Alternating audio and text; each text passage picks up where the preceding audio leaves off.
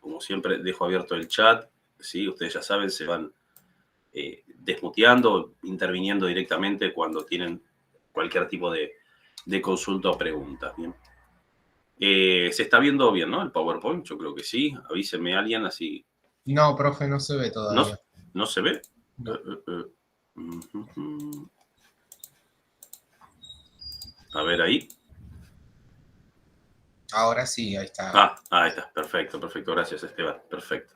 Bien, como decía, vamos a comenzar primero con provincia, con un destino en particular, ¿sí? Una cosita cortita, pero que me interesa que lo trabajemos, que lo veamos. De provincia de La Rioja, bien. Provincia de La Rioja, en realidad, en cuanto a la subdivisión regional, a la regionalización, mejor dicho, turística de nuestro país, la provincia de La Rioja forma parte de la región norte, bien. Provincia de La Rioja siempre tuvo, durante mucho tiempo, ¿sí? Y en cuanto, digamos, a su regionalización más de carácter físico, ¿sí? Me refiero climática, geográfica natural, ¿sí? Relieve. En muchas ocasiones y durante mucho tiempo, la provincia de La Rioja estuvo incorporada como provincia a la región Cuyo, ¿bien? O sea, la región que tiene hacia el sur, digamos. Incluso una primera regionalización turística, ¿sí? Hacia el año 2004, 2005, los primeros años en que se elaboró el Plan Federal Estratégico, bien la Ley de Turismo.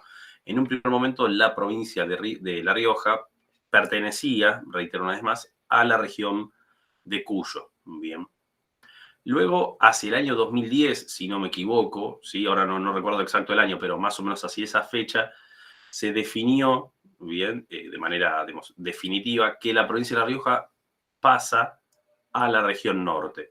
Bien, y en la actualidad, reitero, la provincia de La Rioja queda establecida dentro de la región norte de nuestro país. Bien, esto tiene que ver también un poco, yo no sé si alguna de las primeras clases lo hemos mencionado, ahora no lo recuerdo, pero yo les comentaba que las regionalizaciones, bien, sobre todo cuando las regionalizaciones no se apoyan en criterios de carácter natural, que suelen ser un poco más, digamos, un poco más objetivos, bien.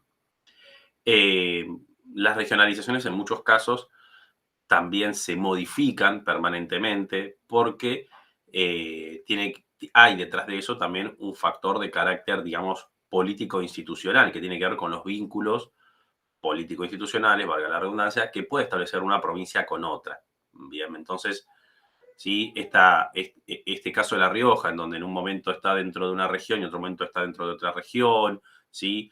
O Córdoba está como una región independiente. Sí, habrán visto en la regionalización turística, la provincia de Córdoba es la región centro, es una sola provincia, una región, ¿bien? O lo mismo Buenos Aires, es una única región que se llama Región Buenos Aires, la provincia de Buenos Aires. Bueno, esto tiene que ver con, ¿sí? Determinadas cuestiones de carácter político o institucional que obviamente se van modificando continuamente. Por lo tanto, esas regionalizaciones hay que tomarlas también con ese conocimiento de causa, ¿sí? Entendiendo que no son absolutas, ¿sí? Que no son permanentes y que se producen ese tipo de cambios. Bien, dentro de la provincia de La Rioja, nosotros puntualmente el destino que vamos a trabajar, del cual algo vamos a conversar ahora nomás en esta primera parte de la clase, va a ser sobre la ciudad de Chilecito. Bien, la ciudad de Chilecito, ustedes verán que tiene acceso carretero, tanto en sentido norte como sur, a través de la ruta nacional número 40. Bien, la ciudad de Chilecito se ubica sobre un valle, bien, rodeado por un cordón montañoso, que es ese que ustedes ven justamente ahí. Voy a ampliar un poco. Ahí está. Ahí. Sí, justamente se encuentra en un valle, ¿sí? En el valle de Famatina, rodeado, perdón, rodeado, bien, por un cordón serrano, conocido como Sierra de Famatina también, que es ese cordón que ustedes ven ahí al fondo de la imagen, justamente ahí, la parte más alta, cubierto de nieve. Más allá de que al cordón de Famatina justamente se lo denomina como un cordón serrano, como Sierra de Famatina, no es un cordón serrano en el siguiente sentido, ¿bien? Uno habitualmente cuando habla de sierra se le viene a la cabeza o entiende que, bueno, sería un paisaje, una altura, un relieve similar a lo que puede ser, pongamos en provincia de Buenos Aires, no sé, sierras de Tandil, sierras de Ventana, en Córdoba, ¿sí? Sierras chicas o sierras grandes, sierras de San Luis. Bueno, en el caso del sistema de Famatina, bien, del sistema de Famatina, para que nosotros tengamos en cuenta ese cerro que se ve nevado ahí en el fondo de Chilecito, que es el Cerro General Belgrano, bien, es un cerro con una altura superior a los 6.000 metros, bien. Entonces, es una sierra que si bien toma ese nombre, Sierra de Famatina, o a veces también Sistema de Famatina, es un conjunto montañoso extremadamente alto y varias veces más alto que cualquier conjunto serrano de la Argentina, que habitualmente no supera los 1.500, 2.000 metros de altura. Bien. O sea, esas alturas, perdón, del sistema de Famatina son alturas prácticamente equivalentes, ¿sí? Prácticamente equivalentes a la cordillera de los Andes en sus tramos más elevados, ¿sí? En la provincia, por ejemplo, de San Juan o en la provincia de Mendoza. La particularidad que tiene el sistema de Famatina, ¿bien? Y voy a volver al mapa anterior, es la siguiente. Nosotros tenemos que la parte, como evidentemente ya saben, la parte más alta de la cordillera de los Andes, más o menos coincide, ¿sí? Más o menos coincide con el límite internacional con la República de Chile, ¿bien? O a lo sumo se aleja un par de kilómetros hacia el interior, ya sea de Chile o al interior de la Argentina. Pero uno puede encontrar que en términos generales la parte más alta de la cordillera es justamente la zona fronteriza. Si no es necesariamente el límite puntualmente hablando, es la zona fronteriza. Fíjense ustedes la Sierra de Famatina, que está acá marcada, ¿sí? Cerro General Belgrano, miren, 6.000, casi 6.100 metros, ¿bien? La Sierra de Famatina está varios kilómetros, ¿sí? Varios kilómetros más alejada de la zona fronteriza. Bien, digamos, vendría a ser como una suerte de accidente de la naturaleza que puso en un área alejada de la zona de frontera, alejada de la cordillera principal, por eso toma el nombre de sierra, si es un sistema aparte, no es una cordillera que se desprende de la cordillera de los Andes, sino todo lo contrario, es un sistema aparte, pero que alcanza una altura, reiteramos, muy elevada e incluso superior a ciertos tramos de la cordillera de los Andes. Bien. Vamos a ir avanzando un poco, ¿sí? Perdón, acá me quería quedar. Chilecito es una importante ciudad, ¿sí? Es una importante ciudad, sobre todo para la industria vitivinícola, ¿sí? La producción de vinos, ¿bien? Es importante en la ciudad de Chilecito. La producción también de olivos es importante en la ciudad de Chilecito, ¿sí? Hay una serie de fincas en los alrededores de la localidad para la producción de estos distintos bienes de carácter alimenticio que veníamos mencionando. Bien. Y también, y forma parte, perdón, nuevamente, y forma parte del principal atractivo turístico, bien, que hoy yo quiero mencionar para la ciudad de Chilecito. Esa Sierra de Famatina guarda en su interior importantes yacimientos minerales, bien, importantes yacimientos de oro, plata y otros metales que fueron explotados en algún momento, bien, fueron explotados sobre todo hacia mediados y fines del siglo XIX, bien, mediados y fines del siglo XIX. En la actualidad existen distintos proyectos de megaminería, ¿sí? Básicamente de empresas o inversiones de carácter extranjero, de empresas de carácter internacional, que, bueno, permanentemente están también un poco ahí en conflicto, ya sea con el gobierno de la provincia, con los gobiernos locales, o bien con las propias comunidades de estas localidades, eh, que justamente, digo, tensionan un poco respecto de las posibilidades de que se haga este tipo de explotaciones mineras, ¿sí? De megaminería, destruyendo distintas partes del sistema o de la Sierra de Famatina. Bien, en la actualidad todavía no hay ningún proyecto, digamos, en marcha, ¿sí? Digamos, que esté extrayendo mineral al día de hoy, pero sí ha habido digamos, distintas iniciativas o distintos proyectos, sí, en distinto grado de avance, sobre todo después, digamos, después del año 2001-2002, bien, en que un poco la provincia de La Rioja se posicionó como un importante destino para las inversiones internacionales en megaminería. Bien. ¿Qué es esta mina, o digamos, qué es lo que era, bien, históricamente la mina La Mexicana? Mina La Mexicana era justamente una mina, bien, en el interior de la Sierra de Famatira, justamente dentro del Cerro General Belgrano, bien, dentro del Cerro General Belgrano.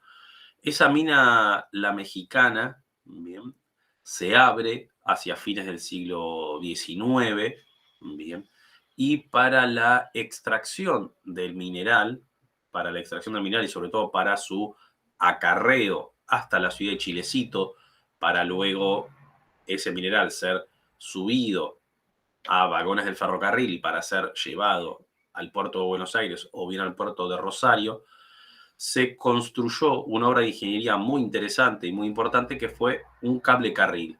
Bien, cable carril que comenzaba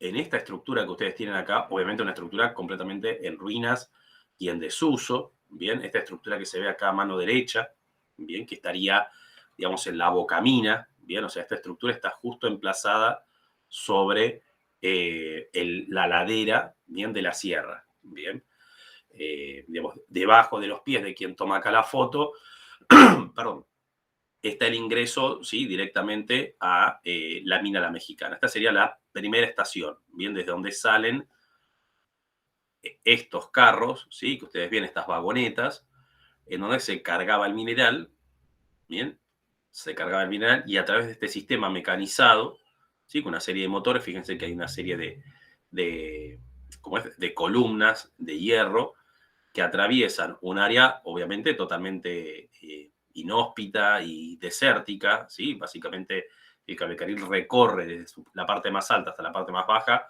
parte a la mitad, por así decirlo, toda la Sierra de Famatina. Bien. Este cablecarril lo construye una empresa británica, decíamos a inicios del siglo XX, bien, y se lo utiliza para la extracción del mineral puro, bien, o sea, ni bien se lo saca de la mina, directamente se lo cargaban estas vagonetas y se lo lleva a través del cable carril hacia el centro de la ciudad de Chilecito. ¿Qué encontramos en el centro de la ciudad de Chilecito? Bueno, primera cuestión para tener en cuenta. La ciudad, de hecho, está atravesada, bien, digamos, está como partida, por así decirlo, justamente por esta infraestructura. O sea, si alguno tuvo la oportunidad de visitar Chilecito o alguno tiene la oportunidad de ir en algún momento, verán que la mitad de la ciudad, bien, está, digamos, como subdividida, por así decirlo, por estas columnas que todavía hoy en día, decíamos, se ven, existen, están en pie.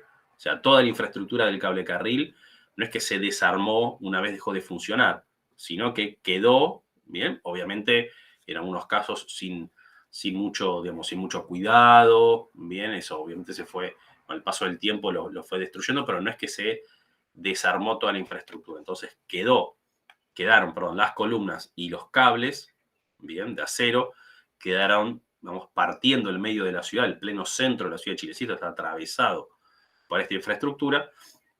Y acá tenemos, ay, perdón que se agregue alguien más.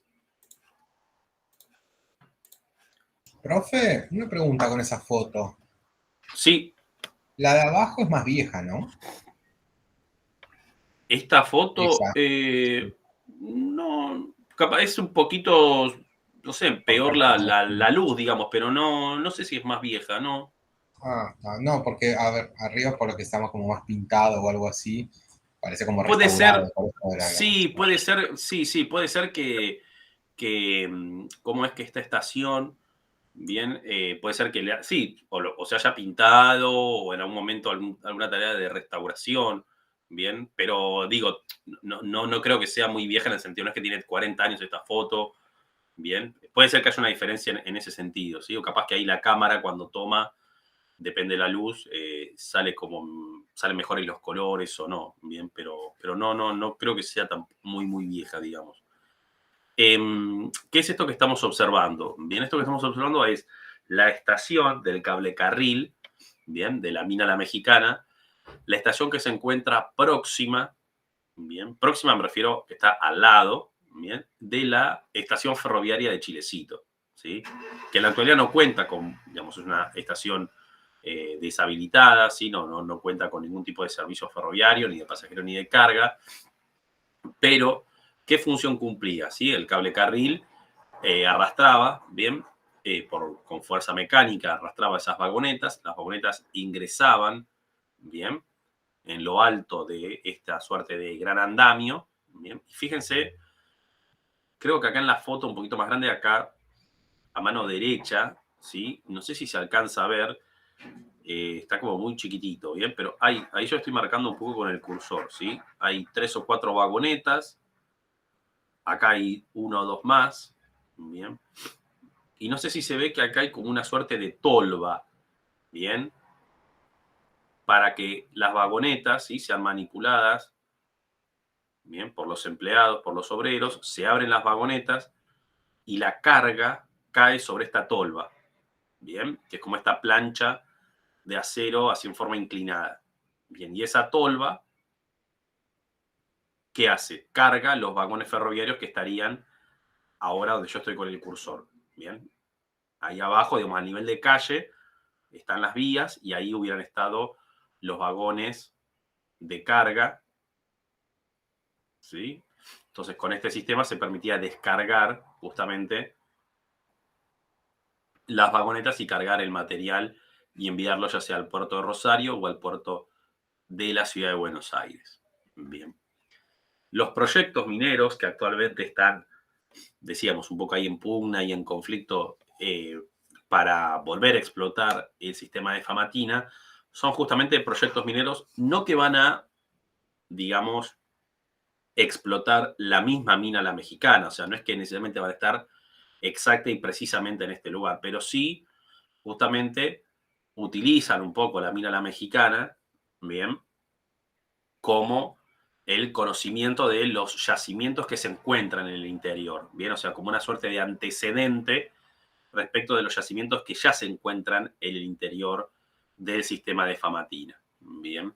Eh, los yacimientos actualmente, digamos, que están en proyecto, bien, o que están ahí siempre a la espera de algún tipo de decisión definitiva por parte de los gobiernos locales o provinciales, son yacimientos que están un poquito más al norte, sí, un poco más alejados de la ciudad de Chilecito, pero son yacimientos que se encuentran, digamos, en esta misma zona. Bien. Eh, ¿Qué se puede visitar de todo esto que estamos mencionando el día de hoy? Bueno, por un lado, en la propia ciudad de Chilecito, tanto la estación ferroviaria como la estación cero del cable carril, que es esta estación que ustedes están observando, esto se encuentra en el centro de la ciudad de Chilecito y se puede visitar. Sí, hay un museo, creo que acá incluso el cartel lo dice, ¿sí? Museo Cable Carril, que justamente muestra, bien, a través de una serie de placas informativas, bien, un pequeño museo y una serie de herramientas e instrumentos que se utilizaban en la época, cómo era el trabajo en la utilización del cable carril. Bien.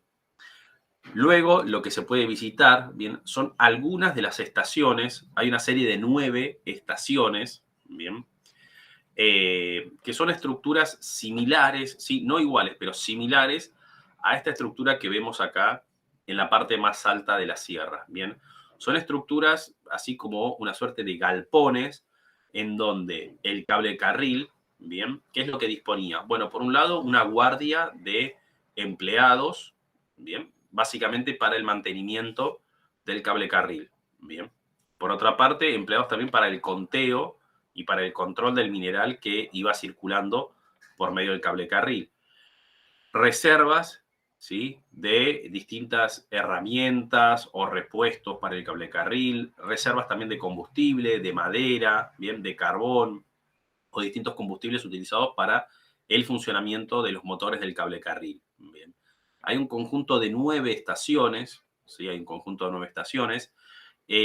Algunas excursiones, digamos, las más, por así decirlo, las más, digamos, avesadas, ¿sí? Las más aventureras, digamos, no las más arriesgadas, pero sí las que, digamos, precisan de un turista o pasajeros con mejor estado físico, pueden llegar a realizar las 9 estaciones, bien, por medio de distintos senderos de trekking. O sea, comenzar, vamos a decir, en esta estación e ir, básicamente ir siguiendo el recorrido del cable carril, bien, que es un recorrido en línea recta, bien, y como les decía, se observa permanentemente, o sea, como que en ese sentido no habría forma de perderse, y seguir todo el recorrido del cable carril hasta llegar a la boca de la mina La Mexicana. Bien, esa sería como la opción, repito, más avesada, de más aventura. Hay otras opciones que obviamente, como decía, es todo a pie a través de distintos senderos de trekking y pasar, digamos, hasta los 6.000 metros de altura en un sendero de esta naturaleza, bueno, exige, se imaginarán, un estado físico determinado. Pero también hay opciones, ¿sí?, para poder acceder por medio de vehículos, ¿sí?, de vehículos 4x4, para visitar no necesariamente las 9 estaciones, bien, porque muchas de esas 9 estaciones, sobre todo las estaciones intermedias, se encuentran en el medio de la sierra literal y no hay ningún tipo de acceso vehicular, bien. Pero, por ejemplo, para la imagen que ustedes están viendo, ¿sí?, que es la estación número 9, la última estación sobre la boca de la mina La Mexicana, ahí sí hay un acceso vehicular, bien. Entonces, la estación 0, que está en la estación de tren, en el centro de Chilecito, y la estación 9, o sea, las dos extremas, los dos extremos, perdón, del cable carril, sí se puede acceder por vía vehicular, por excursiones que, digamos, no demandan mayor esfuerzo para el pasajero. Bien, se puede ingresar todavía en las propias estaciones. Bien, llamamos estaciones, repito, no porque ahí sea donde el carril se detenía necesariamente, no estaciones en el sentido de pasajeros, ¿sí?, que no se entienda en ese sentido, sino estaciones en el sentido de lugares para el resguardo de ciertos materiales, para que duerman los empleados, ¿sí?, para el control de los mecanismos y para el funcionamiento también de las máquinas, porque, repito una vez más, el cable carril funcionaba, ¿sí?, con una serie de motores que estaban instalados en algunas de estas estaciones, y esa tracción mecánica lo que hacía movilizar las vagonetas e ir llevando el mineral. Bien. Perfecto. Hasta acá una consulta, estaríamos ya para pasar, digamos, con esto cerraríamos Chilecito y pasaríamos a provincia de Mendoza. ¿Estamos hasta acá? Sí. Sí, profe. Bien. Sí, escucho. No, que sí, vamos bien. Ah, perfecto. Bien. Pasamos entonces ahora sí, dejamos definitivamente región norte, vamos a región de Cuyo. Bien, en términos turísticos, ¿sí?, en términos de regionalización turística, la región de Cuyo está conformada por las provincias de Mendoza, San Juan y San Luis. Nosotros la provincia que vamos a utilizar, digamos, o que más vamos a ver y que vamos a tomar para el día de hoy va a ser la provincia de Mendoza. Bien, provincia de Mendoza. Algunas cuestiones de carácter general respecto de la región Cuyo, bien, es que, por un lado, las ciudades más pobladas, bien, las ciudades más pobladas corresponden, quizás a diferencia, por ejemplo, de lo que hemos visto en las semanas anteriores con la región de Patagonia, bien, en donde en Patagonia no necesariamente las ciudades capitales eran las ciudades más importantes. En el caso de la región Cuyo ocurre lo contrario, ¿sí? Acá lo habitual es que las ciudades capitales de estas tres provincias sean las ciudades más importantes, ¿sí?, la ciudad de San Juan, de San Luis y la ciudad capital de Mendoza. El acceso por vía aérea, bien, el principal aeropuerto en cuanto a tráfico, cantidad de pasajeros, compañías aéreas, bien, y aviones que operan justamente el aeropuerto, es el aeropuerto de la ciudad de Mendoza, bien, que se encuentra al norte del centro de la ciudad de Mendoza, el aeropuerto internacional del Plumerillo, bien. Y luego las rutas de acceso a la región Cuyo, bien, tenemos la ruta nacional número 7, que es la principal ruta, ya que la principal ruta de acceso, perdón, que conecta la ciudad de Buenos Aires con el sur de Córdoba, bien, el centro de la provincia de San Luis, pasa inclusive por la ciudad de San Luis capital, pasa por la ciudad de Mendoza capital y termina en el límite internacional con la República de Chile. Bien, es la principal vía de comunicación, la ruta nacional número 7 de la provincia de Mendoza y San Luis con el centro del país y sobre todo con Buenos Aires. Bien. Luego tenemos la ruta nacional número 20 que conecta la provincia de Córdoba con el norte de la provincia de San Luis y con la provincia de San Juan, con San Juan capital, de hecho, bien, conecta ahí la región Cuyo con el centro del país, ¿sí?, con la provincia de Córdoba. Tenemos de manera transversal norte-sur, sabemos la ruta nacional número 40, que conecta en este caso las ciudades capitales de San Juan y de Mendoza, bien, continúa en dirección hacia el sur para llegar a la provincia de Neuquén. Y luego tenemos otra ruta nacional también de importancia, que es la ruta nacional 188 y su unión con la 143, ¿sí? La ruta 188 Arranca en la localidad de Junín, en la provincia de Buenos Aires, casi en línea recta, ¿bien? Vieron la puntita, digamos, que tiene hacia el noroeste la provincia de Buenos Aires, ¿sí? Como hacia la mano izquierda, esa punta, ese ángulo en 90 grados que tiene la provincia de Buenos Aires. Bueno, por ahí pasa la ruta 188 en línea, así como decía, prácticamente en línea recta. La ruta 188 pasa un poco por el norte de la provincia de La Pampa, bien, pasa por el sur de la provincia de San Luis, se transforma en ruta 143 y conecta con las ciudades de San Rafael y Malargüe, ¿sí? El sur de Mendoza se encuentra conectado con Buenos Aires a través de las rutas 188 y 143, bien importantes. De alguna manera es como paralela, si se quiere, ¿sí? A la ruta nacional número 7, pero bastante más hacia el sur. Bien, eso, las 188 y 143. Bien, respecto de actividades productivas, bien, como siempre comenzamos por las actividades primarias y vamos pasando luego a las actividades de carácter terciario, a las actividades de servicio. Bien.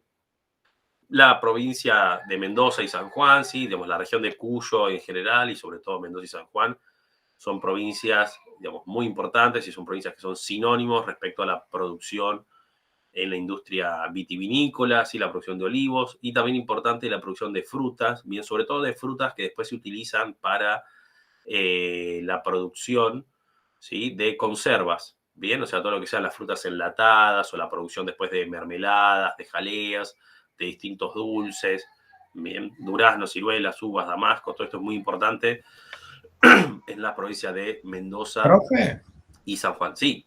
ahí está Tomates también, la sí. fábrica de la Campañola que hace Exacto, mermeladas en esa región. exacto, sí, sí, sí, sí, exactamente, Ah, exactamente. Tomates también, sí, en esta zona también es muy importante la producción, por ejemplo, de cebollas, zapallos, bien, todo eso también es importante, bien, pero es más que nada, sobre todo, la producción de fruta para conserva, bien, la producción de fruta para conserva.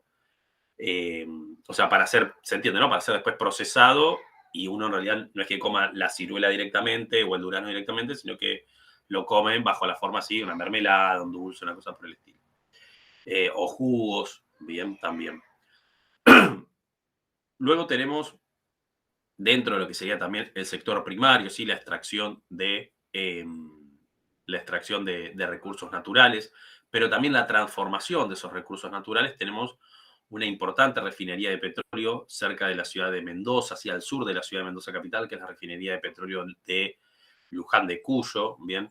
No tanto porque acá, no tanto porque en Mendoza haya o existan yacimientos, que igualmente hay, yacimientos de petróleo, sino que la refinería lo que se hace, ustedes sabrán, es la transformación justamente del petróleo en el combustible definitivo, ¿bien? Por eso ahí lo incorporamos como prácticamente como el sector secundario, ¿sí? Como el sector industrial, porque no son pozos de extracción de petróleo, como quizás podemos ver en Patagonia, por ejemplo, sino que es el procesamiento, ¿bien? De ese petróleo, ¿bien? Si no me equivoco, la refinería de Luján de Cuyo, después de la refinería de La Plata, es la más, si no es la más grande del país, es la segunda más grande del país en conjunto con la refinería de La Plata, ¿bien? Y que son dos refinerías de YPF. Bien, y luego tenemos la producción de, la extracción, mejor dicho, ¿sí? De oro y plata, sobre todo en distintos proyectos mineros, decíamos, particularmente dentro de la región Cuyo, en la provincia de San Juan, ¿bien? En Mendoza, más al norte en la otra región, ¿no? En norte, decíamos, en la provincia de La Rioja también hay distintos proyectos, pero en términos concretos, o sea, proyectos que hoy que se estén llevando a cabo, tenemos en la provincia de San Juan, sí hay un proyecto también bastante polémico, ¿sí? De Mina Meladero, bien, en el norte de la provincia de San Juan.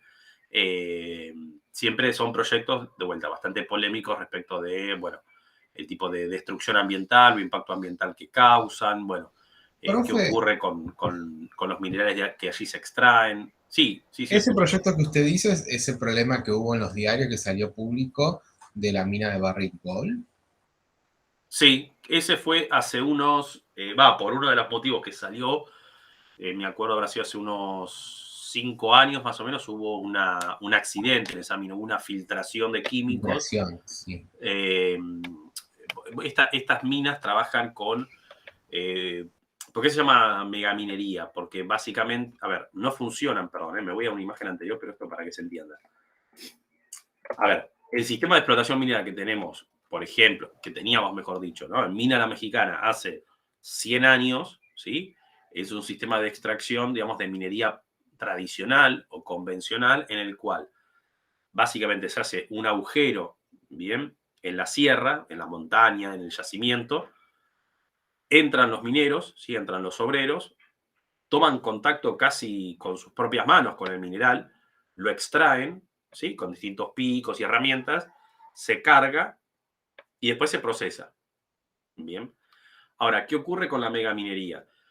La megaminería, digamos, no existe la función del minero como la persona que va, toma contacto con la roca, con un pico, saca eso, lo carga en un balde o en una vagoneta y eso se lleva a otro lado. ¿Se comprende? Sino que toda esa etapa se ahorra, por así decirlo, o ese trabajo de carácter más artesanal se ahorra. ¿Y qué es lo que se realiza? Directamente se le introducen explosivos en el interior de la montaña, se hace explotar justamente esa carga explosiva y todo ese conjunto de rocas y minerales que quedan obviamente mezclados, ¿no? Porque, digo, si yo en el interior de la mina mexicana pongo un conjunto de dinamita, lo que hago es reviento el oro, la plata y también me queda mezclado con las rocas o minerales que en realidad no me servirían a mis fines, ¿sí? Digamos, económicos productivos. Entonces, ¿cómo hago para justamente el trabajo que hacía el minero, ¿sí? Que lo hacía a mano, de separar el mineral de la roca que no tiene valor? ¿Quién lo hace en la actualidad? Lo hace en la actualidad un químico que se conoce como cianuro. Bien. ¿Dónde se hace eso? Decíamos, se explota en términos literales, ¿no? Con explosivos se explota un cerro determinado. Revienta, ¿no? Evidentemente. Todas esas rocas se las acarrea, ¿bien? A lo que se llama un dique de cola, ¿bien? ¿Qué es un dique de cola? Es un gran lago artificial con cianuro y con químicos en donde allí se depositan esos minerales. El cianuro, ¿bien? Tiene la capacidad de separar el mineral, digamos, bueno, o el mineral que quiero, el mineral que pretendo extraer, del mineral que no necesito. Entonces separa el oro y la plata de los otros minerales. Bien. Ese líquido, bien, esa cantidad de agua, bien, ese proceso se llama, si no me equivoco, lixidificación, bien, que es la separación de los minerales, bien, es la disolución de los minerales.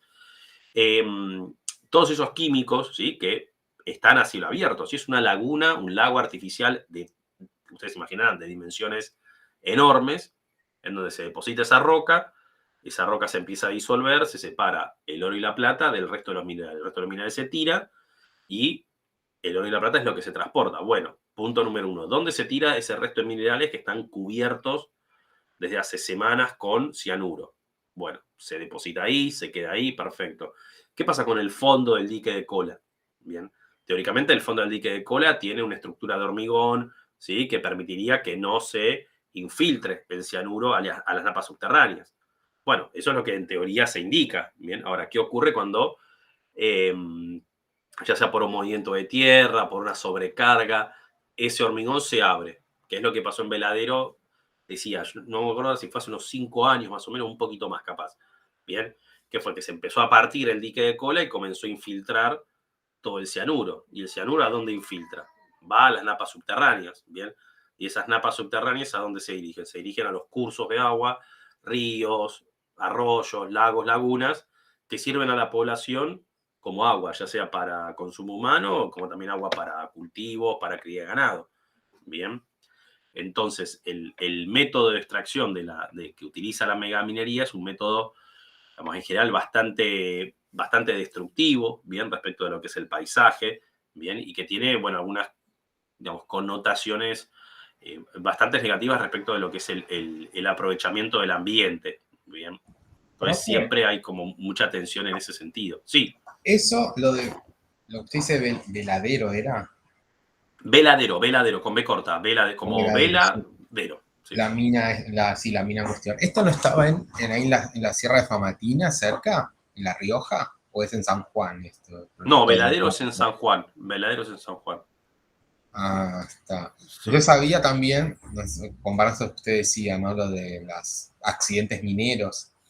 lo que pasa mucho en Brasil con dos accidentes mineros recientes de los últimos años. Uno fue la catástrofe de Mariana, en el estado de Minas Gerais, que contaminó todo el curso de agua del río Dulce, que llegó hasta el océano, y toda la cuenca de Quedó todas las contaminada, claro. ciudades que iban ahí porque la barranca de contención de los desechos de minerales se rompió.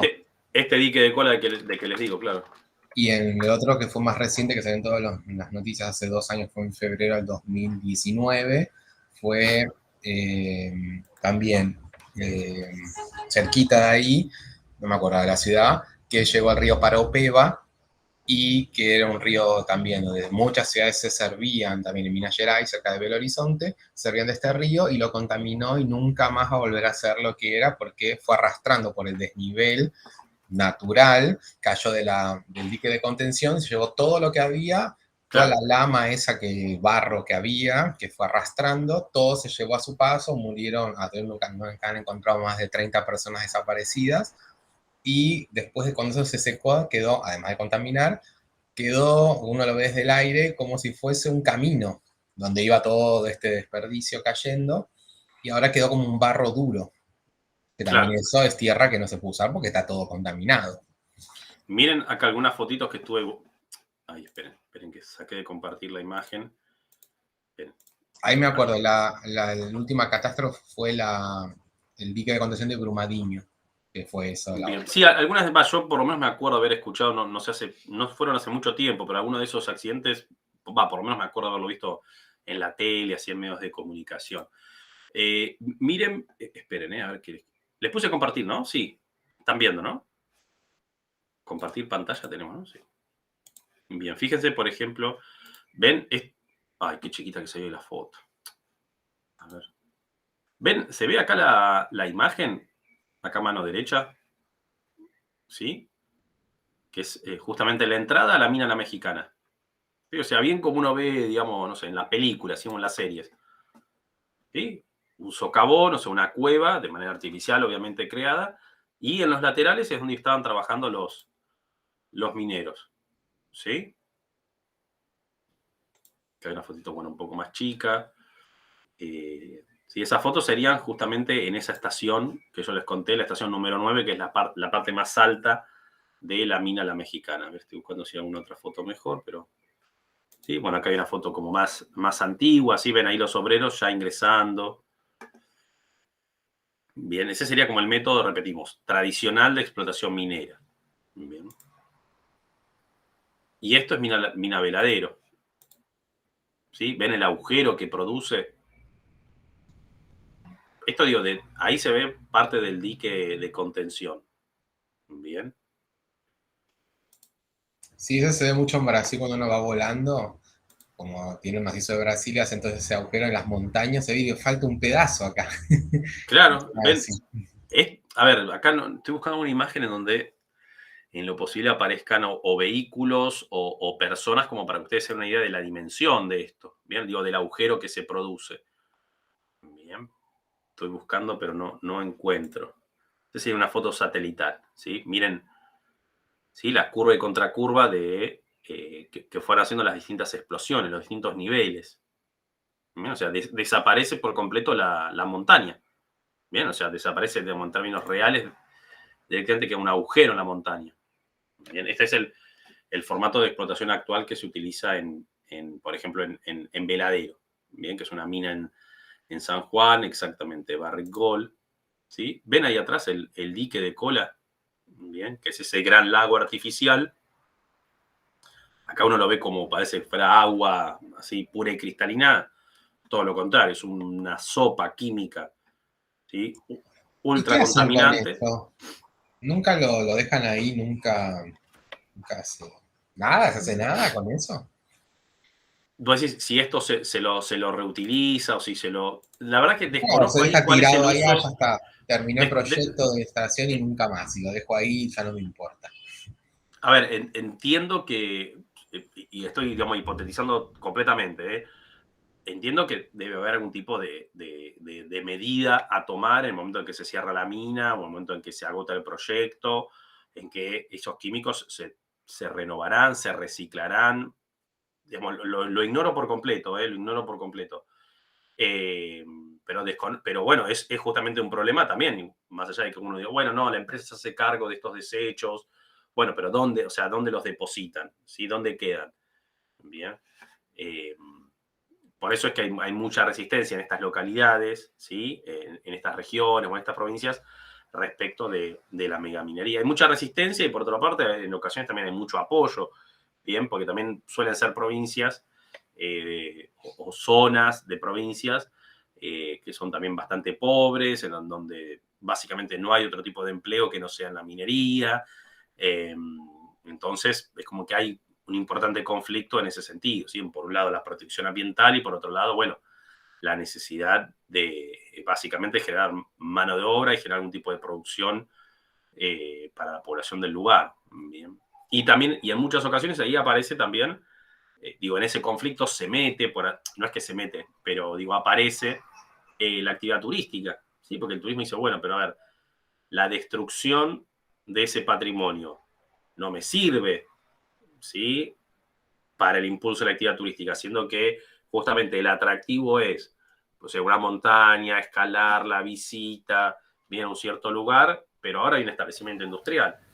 Más allá de que se destruya o no, yo ya no puedo llegar ahí, porque ahora ese lugar está concesionado por una mina y no puedo llevar turistas a subir tal cerro. Bien, entonces, ¿qué ocurre ahí? También con el turismo, que es una actividad que un poco a veces queda en el medio de esa tensión que ocurre a partir de estos proyectos de mega minería. Bien. Volvemos a la diapositiva, ¿sí?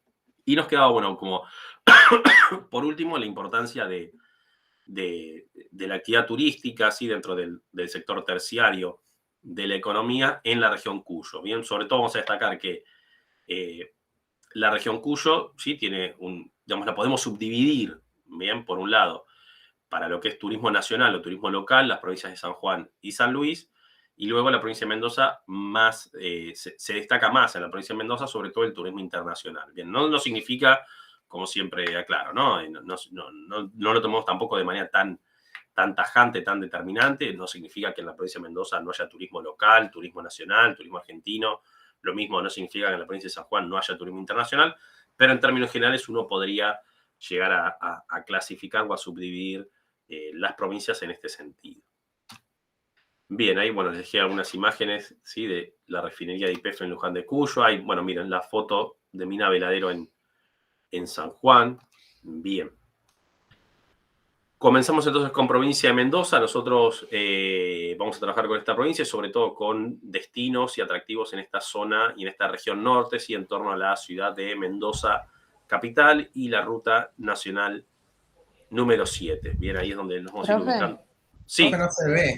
Eso. Perdón. Yo diciendo, están viendo esto y hablando como un loco. No, yo justo se me cayó y volvió y dijo, uy, por ahí fue lo mío, que no veía. No. Ahí estaba la diapositiva que les mostraba, bueno, las imágenes, ¿no? De refinería Luján de Cuyo, Mina Veladero, mapita de Mendoza, ¿sí? Decíamos, norte de la provincia es lo que vamos a trabajar un poquito el día de hoy, ¿sí? Ciudad de Mendoza capital, ruta nacional número 7, bien, que atraviesa de este a oeste la provincia de Mendoza, es ahí donde vamos a ubicar nosotros los principales destinos. Vamos primero con la ciudad de Mendoza, ¿sí? Ciudad de Mendoza capital, decíamos el acceso por ruta nacional número 7 o bien desde el norte o el sur por la ruta nacional número 40. Es una ciudad que se encuentra en un área previa, ¿sí? Al ingreso a la precordillera, bien, una altura ahí, fíjense, bastante menor a los 1000 metros, bien. Tiene su fundación, yo ahí les puse año 1561, y a los 300 años de su fundación ocurre un importante terremoto que prácticamente destruye la ciudad de Mendoza. Bien, destruye la ciudad de Mendoza. Ese es el motivo por el cual, y para quien visite el día de hoy la ciudad de Mendoza capital, en términos generales parece, ¿sí? O es, de hecho, una ciudad en cuanto a su construcción bastante moderna. Bien, plano endamero, una plaza central, plazas, ¿sí? Circundantes a la plaza, 4 plazas circundantes a esa plaza central, a esa plaza principal, grandes avenidas, veredas, las calles también bastante anchas, bien, las veredas también bastante amplias, una ciudad muy parquizada, bien, muy parquizada. Más allá de que en términos naturales, la zona donde se ubica la ciudad de Mendoza es un área particularmente seca, bien, es un área particularmente carente de agua. No es una zona húmeda, bien, sino todo lo contrario. Pero esa ciudad de Mendoza que vemos hoy en día, justamente es heredera de aquel terremoto de 1861, cuando se realiza una reconstrucción de la ciudad de Mendoza. Bien, en la actualidad prácticamente uno podría decir, bueno, a ver, así como, no sé, en Buenos Aires, en Córdoba, en Salta, ¿sí? Tengo, no sé, la iglesia catedral de la ciudad, o tengo el cabildo, ¿sí? O tengo la plaza principal de la ciudad. Bueno, ese tipo de estructura urbana no se puede observar en la provincia de Mendoza. Bien, ¿por qué no se puede observar? O sea, ¿por qué no puedo ver, por ejemplo, en Mendoza el cabildo de la ciudad de Mendoza? ¿Por qué no está el cabildo de la ciudad de Mendoza? Bien. Bueno, no está porque básicamente desapareció con el terremoto en 1861. Bien. ¿Por qué no puedo ver construcciones previas al siglo XIX en la ciudad de Mendoza? ¿Por qué? De vuelta, desaparecieron con aquel terremoto que, lo digo una vez más, destruyó por completo la ciudad y se decidió una reconstrucción de la ciudad. De hecho, la reconstrucción de la ciudad, ahora lo vamos a ver un poquito, no se realiza en el punto exacto donde se encontraba la Mendoza original, sino que la reconstrucción se realizó un par de metros, un par de kilómetros, pero nada, un par de cuadras, yo diría mejor, hacia el oeste. Bien.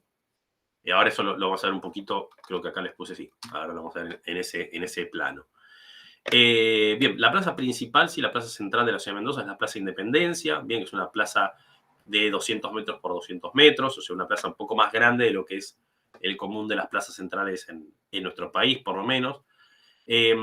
Al sur de la Plaza Independencia, unos 2 kilómetros al sur de la Plaza Independencia, tenemos el Centro Cívico, bien, o sea, fíjense una importante diferencia respecto de las ciudades, digamos, antiguas, por así decirlo, o ciudades sobre todo de origen colonial, de nuestro país, los edificios que representan el poder cívico, el poder institucional, el poder gubernamental, en el caso de Mendoza no se encuentran rodeando la Plaza Independencia, sino que se encuentran en un área particularmente diseñada que se conoce como centro cívico, en donde se encuentra, por ejemplo, la Municipalidad de la Ciudad de Mendoza, la Gobernación de la provincia, bien, la Cámara de Diputados y Senadores y el Parlamento Provincial, bueno, el Consejo Deliberante, los distintos establecimientos del poder civil y poder institucional de la provincia, bien, que no se encuentran sobre la plaza, sino, decíamos, a 1 kilómetro, 2 kilómetros, 1,5 kilómetros, 2 kilómetros hacia el sur de la Plaza Independencia.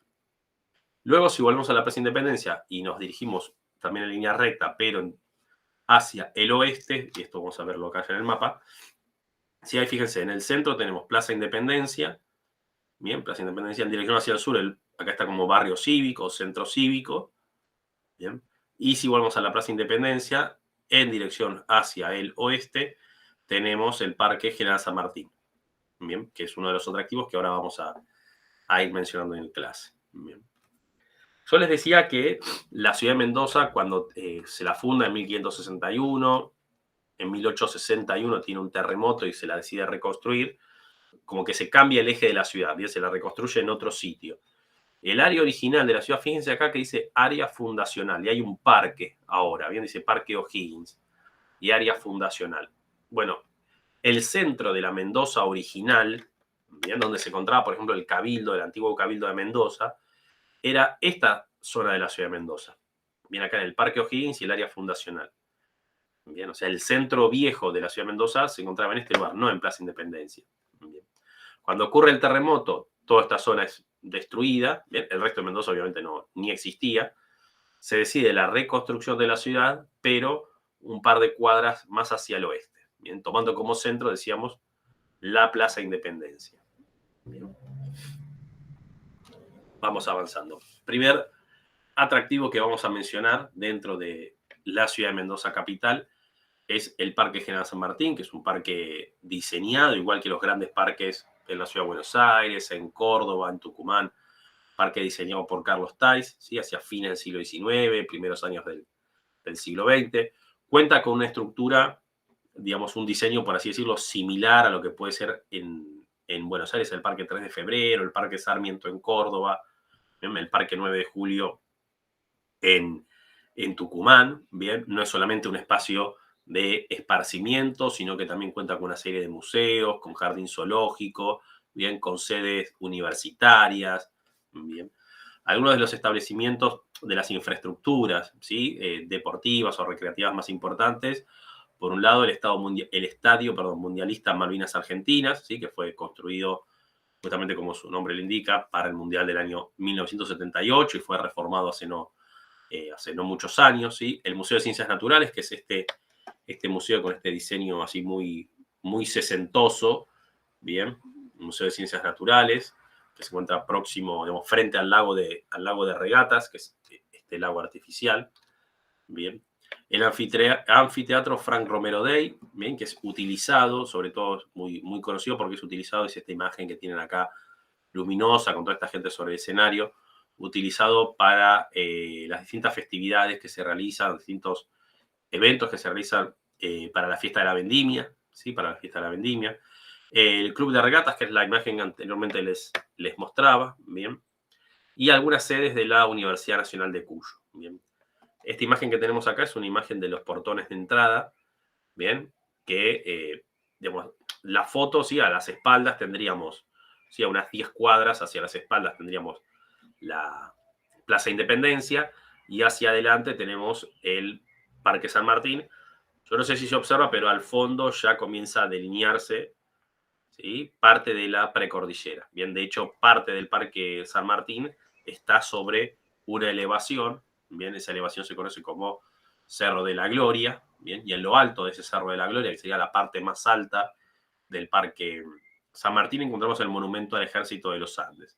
Bien, que es un monumento conmemorativo de la gesta sanmartiniana, ¿sí? Del cruce de los Andes, bien, en donde se encuentran representados, bueno, no solamente el general San Martín, donde evidentemente es quien está, digamos, comandando, ¿sí? Las fuerzas, sino que también se encuentran representados, sobre todo, parte de la población mendocina, ¿sí? De la población cuyana, que aportó de distintas maneras a este ejército, ¿sí? Parte de la población también de las comunidades originarias, que también sirvieron, ¿sí? En la gesta sanmartiniana, bien, los distintos habitantes están representados, ¿sí? Con las distintas funciones que fueron cumpliendo en pos, ¿sí? del cruce de los Andes. Profe, ahí en el Cerro Sí, de la Gloria, usted sí tiene esa sí, imagen, lo que está abajo de justamente de San Martín y demás.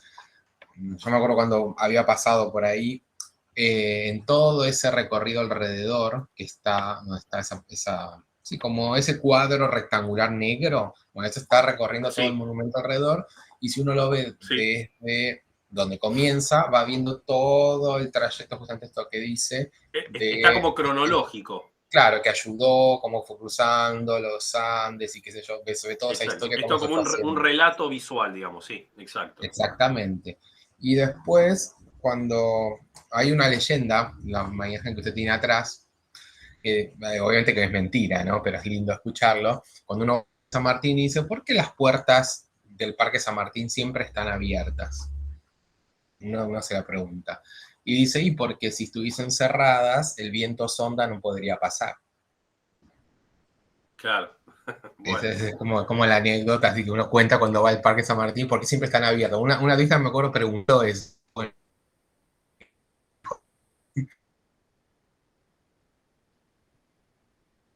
ahí, perdón, Esteban, no sé si estabas hablando, pero se entrecortó y ahora ya no se te escucha. O yo por lo menos no te escucho, ¿eh? A ver, esperen que vuelvo acá. Sí, perdón, Esteban, no, se te cortó. Bien, estás como, o sea, estás desmuteado, pero no se te escuchó después. Bien. Bueno, continúo, ¿sí? Volviendo al centro de la ciudad, sí, en realidad habíamos visto, ¿no? Un poco más alejado del propio centro de la Plaza Independencia, tenemos esta área de la ciudad denominada área fundacional, bien, como les decía, es el área sobre el cual se creó la ciudad de Mendoza. Bien, hay una muestra que justamente conserva, ¿sí? Fíjense el estado, digamos, completamente en ruinas, bien, que se conserva de algunas edificaciones propias del área fundacional, bien, como les decía, no podemos observar, ¿sí? Desgraciadamente no se encuentra en el centro de la ciudad de Mendoza construcciones, ¿sí? O edificaciones propias del periodo colonial, como sí podemos observar, bueno, en el centro de la ciudad de Buenos Aires, en Córdoba, en Salta, ¿bien? Tenemos ese tipo de estructura, ¿bien? Colonial, de construcciones, no podemos observarlo justamente producto de aquel suceso, ¿bien? Perfecto, vamos entonces un poquito hacia los alrededores, ¿sí? O hacia las afueras de la ciudad de Mendoza, ¿bien? Sabemos que es muy importante, bien, tanto para el turismo local, para el turismo nacional, como también para el turismo internacional, las rutas, ¿sí? O los caminos del vino, bien, que conectan la ciudad de Mendoza con distintas bodegas, con viñedos, bien, que existen en sus alrededores. Gran parte de las, a ver, las bodegas, sabemos, ¿no? Yo creo que sí, pero por las dudas. Por un lado, las bodegas son los espacios en donde se produce el vino, valga la redundancia, o sea, donde se procesa aquello que se extrae de los viñedos, ¿sí? Los viñedos son los cultivos, ¿bien? Históricamente, ¿sí? Históricamente me refiero hasta hace unos, por ejemplo, 40, 50 años, ¿bien? Las grandes bodegas que existían en Mendoza, sobre todo las que, por ejemplo, abastecían de vino a la ciudad de Buenos Aires, ¿sí? O sea, el resto del país, bien supermercados, almacenes, comercios, la mayoría de esas bodegas, bien, digo, no vinos de exportación ni nada por el estilo, eran bodegas que se encontraban dentro de grandes ciudades de Mendoza, Luján de Cuyo, Maipú, la propia Mendoza capital, bien, y los viñedos se encontraban evidentemente en las afueras, bien. ¿Qué significa esto? Que los viñedos estaban en un área de carácter rural, alejada de la zona de bodegas, bien. ¿Por qué? Porque la bodega era entendida como un establecimiento de vuelta de carácter industrial, hay mucha gente, ¿sí? Grandes galpones, olores, contaminación. Entonces, esto se encontraba como, este tipo de producción se encontraba subdividida, bien, las dos partes de la cadena. En los últimos años, y justamente comenzó, perdón, a revalorizarse la producción de vinos, sobre todo en su función de carácter turístico, muchas de las bodegas más recientes, que muchas producen tanto para el consumo interno como también particularmente para el consumo externo, o sea, para exportación, son bodegas que combinan las dos estructuras. Por un lado, la estructura rural, ¿bien? El viñedo, o sea, el cultivo, las fincas, las chacras, y por otra parte, la bodega, o sea, el área de producción vitivinícola. Bien, repito, esto es algo relativamente nuevo, ¿sí? Digamos, ese tipo de imágenes, bien, a eso me refiero, en donde la bodega está al lado del viñedo, ¿bien? Entonces, la uva se extrae del mismo lugar en donde se encuentra la bodega y ahí mismo se la transforma, se la procesa, se embotella y es el vino que una persona puede tomar. Bueno, ese tipo de estructura está diseñado, digamos, en función más del negocio turístico, ¿bien? Acá, fíjense, bueno, encontré este mapita que me pareció muy interesante porque están marcados todas las bodegas que rodean justamente a Mendoza, ¿sí? Luján de Cuyo, Maipú, toda esta región. Bien. En la actualidad, muchas, ¿sí? A ver, uno podría encontrar lo siguiente. En general, las bodegas, ¿sí? En general, las bodegas que rodean a la ciudad de Mendoza, por ejemplo, Godoy Cruz, Maipú, Luján de Cuyo, estas localidades, ¿bien? Son bodegas en general, repito, no necesariamente todas, pero son bodegas en general más tradicionales, ¿sí? Más antiguas, por así decirlo. Bien. Y las bodegas que se encuentran más alejadas, en zonas más rurales y que tienen paisajes como los que se observan en las imágenes, son bodegas, digamos, más modernas, ¿sí? Muchas de capital internacional, muchas de ellas vinos de exportación, ¿sí? Apenas para el mercado interno. Bien. Vamos avanzando un poquito. Bien. Esta zona que encontramos ya retirándonos de la ciudad de Mendoza en dirección hacia el sur a través de ruta nacional número 40 es la zona conocida como Valle de Uco, ¿bien? Que también es una zona, bien, fíjense que hay, bueno, que están como con estos toneles, ¿no? La señalización de las bodegas, bien, en torno a estas localidades, ¿no? Tupungato y Tunuyán. Es una zona de turistificación bastante reciente, ¿sí? Cuando digo bastante reciente me refiero a los últimos 15, 20 años, no mucho más, y una valorización turística muy vinculada al turismo internacional, ¿sí? Muy vinculada al turismo internacional. Bien, acá hubo una fuerte inversión fuertes inversiones, perdón, en plural, por parte básicamente de inversores franceses, bien, que justamente, bueno, ustedes saben, ¿no? Francia es uno de los más importantes también productores de vino del mundo, y que han encontrado, bien, en esta zona del Valle de Uco, un área importante, un área destacada para la producción de vinos de exportación. Bien, entonces se comenzaron a dar, bien, en el diseño de estas bodegas, bien, en donde se observa detrás, ese cordón se llama, es un cordón, digamos, precordillerano, bien, que se conoce como cordón del Plata, bien, ocurre un poquito ahí como con la Sierra de Famatina, ¿sí? No es parte de la cordillera principal, pero sí en su paisaje, sí es extremadamente alta. Fíjense que incluso en meses, no necesariamente de invierno, se encuentra cubierta de nieve, bien. Esa zona se conoce como Cordón del Plata y es visible desde la zona de Valle de Uco, bien, que decíamos turistificación bastante reciente.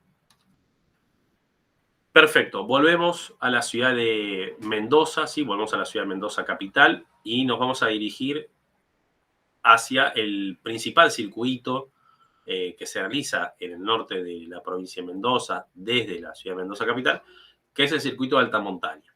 Sí, el circuito de alta montaña se realiza a través de la ruta nacional número 7, desde Mendoza capital hasta el límite internacional con Chile. Sí, ahí la última localidad es la localidad de Las Cuevas. Bien, se van realizando distintas detenciones, es una excursión de día completo. Bien, y vamos a ir mencionando las distintas detenciones. Bien. El primer punto al cual se accede saliendo de la ciudad de Mendoza es la zona de Cacheuta, bien, la localidad de Cacheuta, donde encontramos un importante centro termal. Bien. Acá, para tener en cuenta, normalmente las excursiones no realizan una detención en Cacheuta, bien, ya que, a ver, si los turistas deciden bajar en Cacheuta, ¿sí? Tomar un baño, descansar, comer algo, bueno, implica que no se pueda continuar con el resto del recorrido. Bien. Pero como Cacheuta igualmente está bastante cerca del centro propio de la ciudad de Mendoza, lo que se suele hacer, se ofrece la visita a Cacheuta particular y puntualmente, se ofrece como una excursión aparte, probablemente una excursión de mediodía, bien, una excursión durante la mañana o por la tarde, bien. Incluso se puede acceder a Cacheuta, ustedes imaginarán, también por transporte público, bien. Pero sí, la excursión de alta montaña pasa por Cacheuta, pasa por esta zona, pero no se realiza una detención como para disfrutar de los baños termales. Bien, las termas de Cacheuta, también importante tener en cuenta, son termas que se comenzaron a construir, sí, parte de los hoteles y de los sistemas termales se comenzaron a construir en la década del 20 y década del 30. Bien, así que es una de las zonas, digamos, pioneras en este tipo de turismo en nuestro país. Bien. Continuamos avanzando por la ruta nacional número 7. ¿Sí? Ahí en algunos lugares yo le fui poniendo la altura, bien, en que se encuentra la ruta en cada uno de estos puntos. Y recordemos que la ciudad de Mendoza capital se encuentra a unos 770 metros de altura. Y acá prácticamente estamos ya al doble. Bien. La próxima localidad o el próximo punto, sí, más que localidad, sería el próximo punto para detenerse, es la zona de Potrerillos, ¿sí? La zona de Potrerillos, en donde acá sí ya estamos ingresando en el área de precordillera, también en el área de precordillera. La zona de Potrerillos es muy visitada, muy frecuentada, sobre todo para realizar actividades vinculadas al turismo aventura, ¿sí? Senderos de trekking, rafting, rappel, tirolesa. Bien, para ese tipo de turismo es muy frecuentado la zona de Potrerillos. También ocurre lo mismo, bien, que con Cacheuta. Lo habitual es que, por ejemplo, el recorrido, ¿sí? En un ómnibus o en una combi, pase por Potrerillos, ¿sí? Quizás se realiza alguna visita breve, algún sendero, digamos, algún sendero corto, bien, hay algún acceso próximo al río Mendoza, que es el curso de agua que va paralelo a la ruta nacional número 7, y luego si el turista, ¿sí? Si las personas dicen, bueno, queremos hacer, no sé, una excursión de rafting o queremos dedicar un día de turismo aventura, bueno, eso es una excursión aparte, en donde directamente una combi los pasa a buscar por el hotel del centro de Mendoza, los lleva a Potrerillos y directamente pasan el día completo en Potrerillos haciendo trekking, rappel, tirolesa, rafting, ¿sí? 3 o 4 actividades de turismo aventura en el mismo día que se pueden realizar de esa manera. ¿Sí? También hay una zona en Potrerillos, hay posibilidad de realizar alojamiento, ¿sí? Hay una zona de cabañas, también hay pequeños restaurantes, bares y confiterías, bien, donde, digamos, se puede parar para almorzar o para una merienda o para comer a la noche. Continuamos, ¿sí? Por ruta nacional número 7, ¿sí? Llegamos a la más importante localidad del recorrido de alta montaña, ¿bien? Que es la localidad de Uspallata, ¿bien? Digo más importante localidad porque es la localidad en donde termina la zona de precordillera y ya nos internamos dentro de la cordillera principal, dentro del sector principal de la cordillera de los Andes. ¿Sí? Fíjense ahí la altura a la cual ya estamos teniendo, ¿sí? Uspallata es una importante localidad porque, por un lado, bueno, cuenta con una gran cantidad de servicios turísticos, me refiero a gastronómicos, guías de interpretación, transporte, alojamiento también, y es una de las últimas localidades, ¿sí? Sobre todo en invierno, bien, que es un área, sabemos, la provincia de Mendoza y sobre todo el circuito de alta montaña, es un área que sufre de importantes precipitaciones de nieve en los meses de junio, julio y agosto, y es Uspallata la última localidad, sobre todo para el transporte de carga, bien, y también el transporte de pasajeros, ¿sí? Las excursiones turísticas que se pueden llegar a realizar durante el invierno, es la última localidad a la cual se puede acceder en el caso de que haya algún tipo de tormenta de nieve o problema de carácter climático o meteorológico. Bien, siempre se recomienda que ante cualquier problema de estas características, la localidad en la cual se cuenta con, bueno, estación de servicio, la cual se cuenta con, digamos, señal de teléfono normal, bien, oficinas de vialidad y este tipo de servicios turísticos, sobre todo el transporte en carretera, es Uspallata la última localidad en donde se puede contar con este tipo de servicios. ¿Qué es lo que estamos viendo ahí a continuación? ¿Sí? Que, bueno, claramente yo creo que en la imagen se nota, no se encuentra en el propio centro, ¿sí? De la localidad de Uspallata, sino un poquito más retirado del centro, y es lo que se conoce como bóvedas de Uspallata. Bien.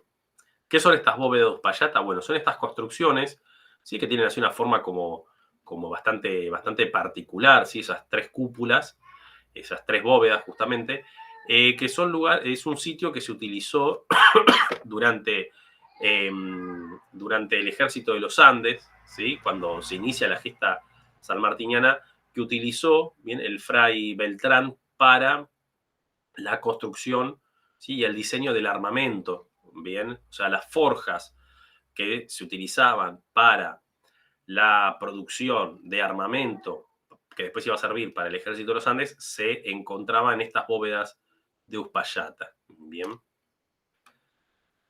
Continuamos en la zona próxima a Uspallata y llegamos al área conocida como Paramillos o Paramillos de Uspallata. Bien. Esta zona sí, acá nos alejamos un poco de la ruta principal, digamos, de la ruta nacional número 7, ¿sí? Nos estamos dirigiendo hacia el norte. Bien.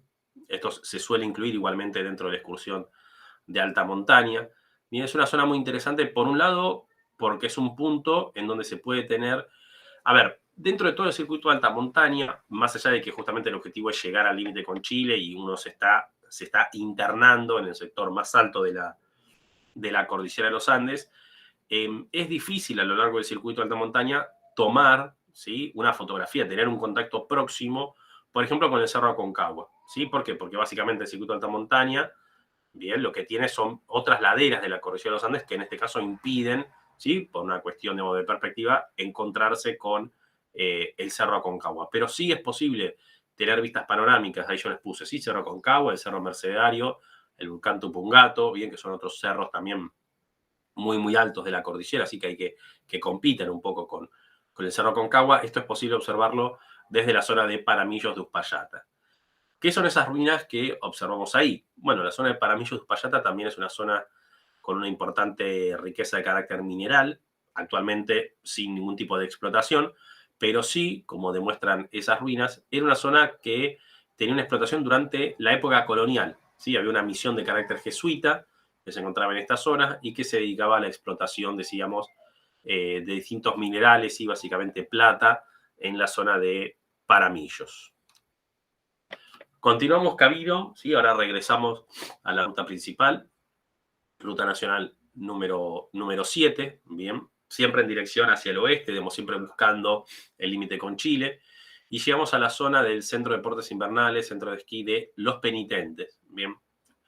Es un centro de esquí, sobre todo, muy frecuentado, muy visitado por el turismo interno, por el turismo local, bien, sobre todo por el turismo local, me refiero de la propia ciudad de Mendoza, bien, o las ciudades próximas al Gran Mendoza, bien, no es un centro de deportes invernales, digamos, de carácter internacional, a eso me refiero, bien. Y sobre todo, más allá de que en invierno, evidentemente, se pueden realizar detenciones para realizar algún tipo de actividad vinculada con el disfrute de la nieve, también en verano es un punto, si bien en verano, a pesar de la altura, no hay nieve en este sector, es un punto que en verano, sí, o en los meses en los cuales no hay nieve, las excursiones del circuito de alta montaña suelen detenerse para realizar, por ejemplo, el almuerzo. Bien, es el punto al cual se llega cerca del mediodía y es el punto al cual las excursiones, porque muchos de esos restaurantes y hoteles continúan funcionando igualmente en verano, entonces se puede detener como para realizar una parada en horas del mediodía. Bien. Continuamos, bien, siempre ruta 7 hacia el oeste. Bien, el próximo atractivo y uno de los más populares, no solo de este circuito, de la provincia de Mendoza y también de nuestro país, de los más fotografiados, es Puente del Inca. Bien, Puente del Inca es esta formación natural, ¿sí? que cubre, ¿sí? que cubre el río Las Cuevas, ese curso de agua que pasa ahí por debajo del Puente Inca se llama río Las Cuevas, es un río tributario, ¿sí? un río tributario del río Mendoza. El río Mendoza es el río principal que va paralelo a la ruta nacional número 7, bien, el río Las Cuevas envía sus aguas al río Mendoza, y este Puente del Inca, bien, que es esta formación natural excavada en la roca justamente por el propio río Las Cuevas, tiene un importante componente de carácter histórico también. Ven ahí atrás, primero, por un lado, en primer plano, debajo del puente, se nota que hay una construcción claramente no natural, una construcción humana, artificial. Ven esas ventanitas que eran parte de los baños termales, ¿sí? Baños termales que se encontraban en la zona acá de Puente del Inca hasta la década del 40. Bien.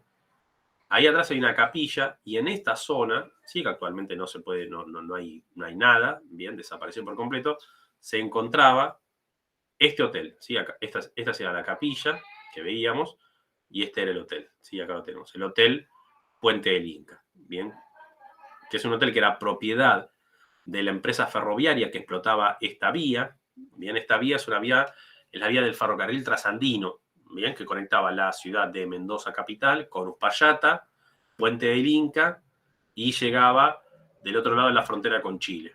Bien, ese ramal ferroviario, el hotel sí se destruye en la década del 40 por una luz. Bien, no se lo reconstruye y desaparece por completo. Y el ramal ferroviario desaparece en la década del 60. Bien, deja de funcionar en la década del 60. Gran parte de esa infraestructura ferroviaria, y justamente en Puente del Inca se la puede observar, ¿sí? Los andenes, las vías, la señalética, la propia estación, se puede todavía hoy en día visitar en Puente del Inca y también en otros puntos a lo largo del circuito de alta montaña, ¿sí? Permanentemente la ruta se va cruzando, no solo con el río Mendoza, sino también con las vías del ferrocarril trasandino. Bien, y hay distintos lugares más allá de Puente del Inca. En Puente del Inca se donde están mejor conservadas, pero en otros lugares también la ruta se va cruzando, ¿sí? Con distintos andenes, bien, distintas partes de la infraestructura abandonada desde ya del ferrocarril que se puede visitar. Bien. Perfecto. Acá para esta imagen quería comentarles, ¿sí? Hay una suerte de, digamos, dentro del Puente del Inca, ¿sí? En la zona de Puente del Inca, encontramos algunos pequeños servicios de una pequeña localidad, por así decirlo. Ya no es solamente, digamos, el propio Puente del Inca, el propio accidente geográfico, sino que encontramos también un pequeño centro, ¿sí? Una pequeña localidad con algunos servicios turísticos, ¿sí? Básicamente gastronómicos, hoteleros, ¿sí? Muy pequeños, pero que también sirven a toda esta zona y sobre todo también sirven para las excursiones de andinismo, ¿bien? Para aquellas personas que deciden ascender, por ejemplo, al Cerro Concagua o algunos otros cerros dentro de la cordillera de los Andes, ¿bien? Continuamos, ¿sí? Ruta 7, siempre hacia el oeste. Llegamos al centro aduanero y migratorio de los Horcones, ¿bien? Que es fíjense acá la imagen, sí, en esta sale mejor, ¿no? Es es un gran, ¿sí? Como un gran galpón techado, bien, en donde se realizan los controles migratorios, aduaneros, ¿sí? De documentación antes de salir de la Argentina o viceversa al ingresar hacia nuestro país. Bien, esto se encuentra en un desvío de la ruta nacional número 7. Bien, los vehículos que deciden o que van a decidir continuar hacia Chile realizan acá los trámites necesarios, o bien los vehículos, por ejemplo, que van en excursiones, ¿sí? Y que deciden continuar por la ruta y van a pegar la vuelta en las cuevas, en la zona propiamente fronteriza, no deben pasar por este punto, directamente pegan la vuelta en el límite con Chile, como lo hacen básicamente las excursiones que parten desde Mendoza capital. Bien, continuamos, ¿sí? Pasamos la zona de Horcones, ¿sí? Pasamos la zona de Horcones y vamos a encontrar un desvío, ¿sí? Que se encuentra en este caso, si vamos por la ruta nacional número 7, es un desvío que encontramos hacia nuestra mano derecha, ¿bien? Fíjense, acá tenemos la ruta 7, ¿sí? El plano, ¿sí? Algunas referencias las tiene ahí como en inglés, ¿sí? Tenemos la ruta nacional número 7, Puente del Inca, Horcones lo tenemos por aquí en el medio, y ahí tenemos el desvío, ¿sí? Yo decía, si venimos circulando, lo vamos a tener a mano derecha, en este caso en dirección hacia el norte, para ingresar en el Parque Provincial Aconcagua. ¿Sí? El Parque Provincial Aconcagua justamente preserva la zona que rodea al Cerro Aconcagua, ¿sí? Sabemos todos el cerro más alto, no solo de nuestro país, sino del continente americano, el cerro más alto de la cordillera de los Andes, ¿bien? Un área sobre todo muy visitada y muy frecuentada, también lo sabrán, por parte de personas que realizan andinismo, ¿sí? Que deciden escalar el Cerro Aconcagua, o bien no el Cerro Aconcagua, pero sí algunos de los cerros circundantes, o quizás no subir hasta la cumbre de la Aconcagua, pero sí subir hasta alguna de las plazas, ¿bien? Anteriores, ¿bien? Antes de llegar a la cumbre del Cerro Aconcagua, para realizar distintas prácticas en pos, bueno, de algún momento alcanzar el objetivo mayor, que es alcanzar la altura y la cumbre de la Aconcagua.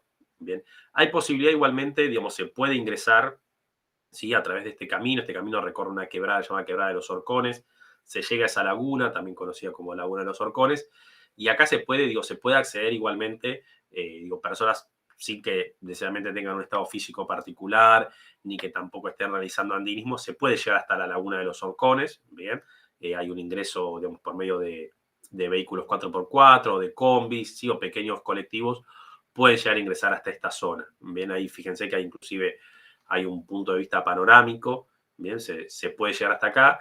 También hay opción para realizar excursiones, actividades, ¿sí? de cabalgatas o de senderos de trekking, bien. Eso, digamos, como apuntado a un público de carácter, digamos, de carácter más general. Ya para continuar, después de Quebrada de los Horcones y obviamente llegar a la base del Cerro Aconcagua, eso sí ya requiere otro tipo de equipamiento y otro tipo de ya destreza física. Bien, seguimos siempre, ruta 7, llegamos a la última localidad argentina antes de atravesar el túnel internacional de Cristo Redentor, y llegamos a la localidad de Las Cuevas, ¿sí? La localidad de Las Cuevas es una localidad que se funda hacia la década del 50, ¿sí? Justamente con el sentido de ubicar posición argentina en un área limítrofe, ¿sí? La zona de Las Cuevas es una zona, digamos, muy poblada particularmente, ¿sí? Por efectivos de gendarmería, del ejército, ¿sí? Personas que están vinculadas, bien, al tráfico caminero, ¿sí? Básicamente es una localidad que sirve a ese tipo de servicios, ¿sí? Hay algunas igual construcciones que están vinculadas, ¿sí? Ya sea hotelería, gastronomía, algunos servicios turísticos, pero en general, digamos, Las Cuevas es una localidad que básicamente sirve a los efectivos de gendarmería o del ejército que están apostados, bien, en esta zona de la provincia de Mendoza. Pocos kilómetros, digamos, no pocos kilómetros, sino pocos metros, y acá sí, o sea, Las Cuevas es este pueblo que ustedes ven acá, o sea, son estas pocas casas, ¿sí? No mucho más. Saliendo de Las Cuevas, bien, se pasa por este arco, bien, y nomás atravesar este arco, ¿sí? Que, digamos, recibe a las personas que ingresan a la Argentina desde Chile, se encuentra ahí la posibilidad de, o bien, continuar camino hacia el túnel internacional Cristo Redentor, que es este túnel, bien, que justamente es un túnel de unos 3 kilómetros de extensión por debajo de la cordillera de los Andes y que conecta con la República de Chile. Al lado de este túnel, ¿sí? Acá en la imagen no salió, pero del lado acá, del lado izquierdo, ¿sí? El túnel estamos mirando acá desde Argentina, ¿no? Del lado izquierdo podemos encontrar inclusive todavía hoy el túnel del tren trasandino, o sea, el túnel con las vías ferroviarias por donde pasaba el ferrocarril trasandino. Bien.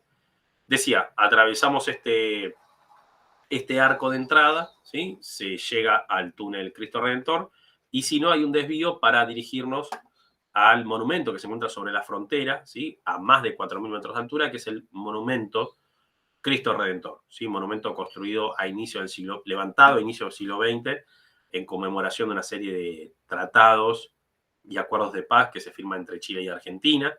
Bien, el monumento está emplazado, fíjense, ven el monumento acá en primer plano, ven que allá hay 2 personas, ahí yo estoy con el cursor, y hay como una estructura, no creo que se llegue a ver, pero a ver si alguien la ve, hay como una estructura de hierro, así como de marroncito más oscuro, no sé si se alcanza, que hay justo hay 2 personas ahí como perdidas. Sí, ¿Sí? Bueno, eso que se ve atrás, eso es el hito fronterizo. O sea, ese es el punto exacto en donde se cruza la frontera. Ahí, de hecho, están justamente los turistas se deben estar sacando una foto en ese punto. ¿Sí? Ese es el hito fronterizo que está marcando precisamente donde está la frontera. Bien. Esto se puede acceder abandonando la Ruta Nacional número 7. ¿Sí? Es un camino de cornisa, de ripio, ¿bien? Que sube, fíjense, en las cuevas ya nos encontramos a 3.500 metros de altura. Bien. El Cristo Redentor está a más de 4.000 metros de altura. Bien. Ese camino de cornisa sube en pocos kilómetros, sí, porque es un camino bastante corto, pero sube más de 500 a 600 metros. ¿Bien? Es un camino, digamos, grandes colectivos, por ejemplo, no pueden subir, pero sí combis o autos particulares pueden llegar hasta esta zona. Bien. Bueno. Profe, yo me acuerdo que el Cristo Redentor, cuando he ido a Mendoza, yo no pude subir, yo fui en octubre, y Sí. no se pudo ir porque Nieve. había nevado y Claro. no te dejan, y es muy poca los meses que se puede, y además el camino era de tierra. Yo me acuerdo Claro. cuando pasamos por la Ruta 7, Sí. es bastante complicado subir.